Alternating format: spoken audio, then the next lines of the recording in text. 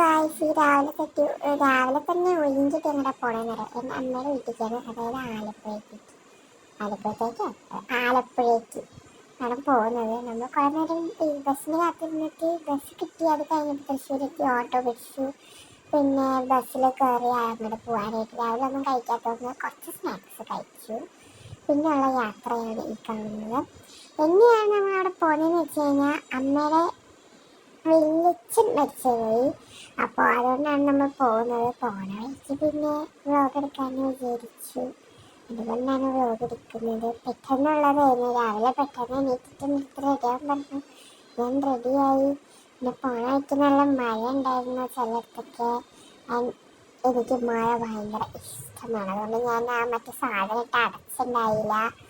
കുറേ നേരം ഇരുന്ന് ബസ്സിലിരുന്നോണ്ടേ നടൊക്കെ എൻ്റെ അല്ലെങ്കിൽ നടുവേദന. ചെറിയ പ്രായം എന്നാലും നടുവേദന.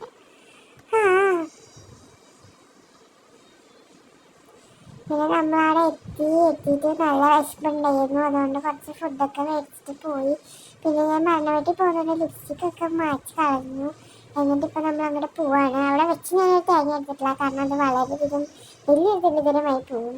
പിന്നെ നമ്മൾ അന്ന് വെളുപ്പിനെ തന്നെ പാദയാത്ര തന്നെ നമ്മൾ വണ്ടി കയറിയിട്ടുണ്ടായിരുന്നു. അപ്പോൾ രാത്രി അല്ല, അത് ശരിക്കും വെളുപ്പിനാണ്. പക്ഷേ നിങ്ങൾ കാണുമ്പോൾ നിങ്ങൾക്ക് രാത്രിയായിട്ട് തോന്നും. വണ്ടി കയറിയത് കണ്ടക്ടർ മുഷട പിടിച്ച് കണ്ടക്ടറായിരുന്നു ഗായ്സ്. ആ കണ്ടക്ടറിനെ കൈകിട്ടിയായിരുന്നത്. എന്നിട്ട് അവിടെ പോയി നിന്ന് ബസ് ലേറ്റ് ആയിരുന്നു.